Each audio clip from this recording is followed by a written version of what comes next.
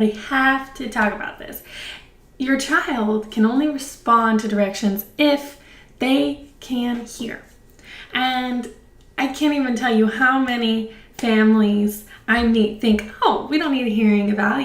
Like he hears. He responded, like when the dog barked and he heard the airplane and he heard the doorbell. He just doesn't want to listen to me. He doesn't want to obey me when I say clean up or come here. Oh, I hear that all the time.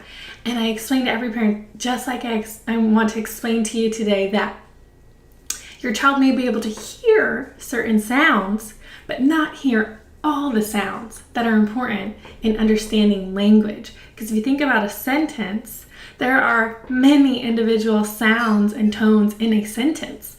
A dog bark, a doorbell, the airplane, that's one tone, right? So your child may be hearing those tones, but not all the tones in a word or in a sentence. So they may be hearing something, but it may sound like rah, rah, rah, rah, rah.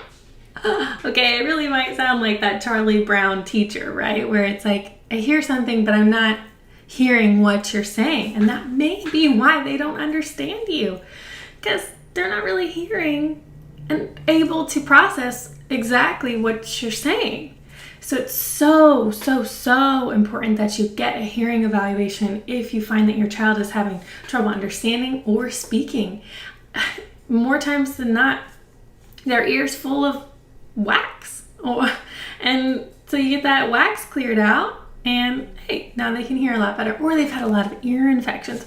The ear infections can cause hearing loss. And kids can have ear infections without the parent knowing. It could have been a mild one, so it wasn't very painful and they didn't really indicate that they were in pain and you didn't see pus coming out, but they had a hearing infection and it has impacted their hearing permanently.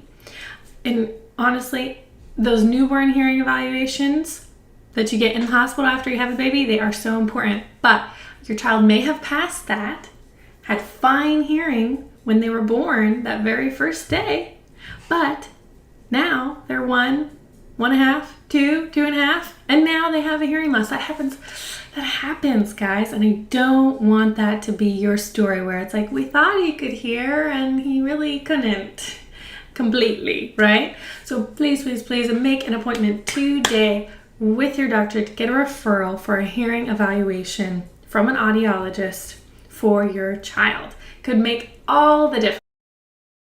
Visit my website, which has tons of free resources. Also follow me on social media so you never miss out on what's going on with walkie-talkie speech therapy.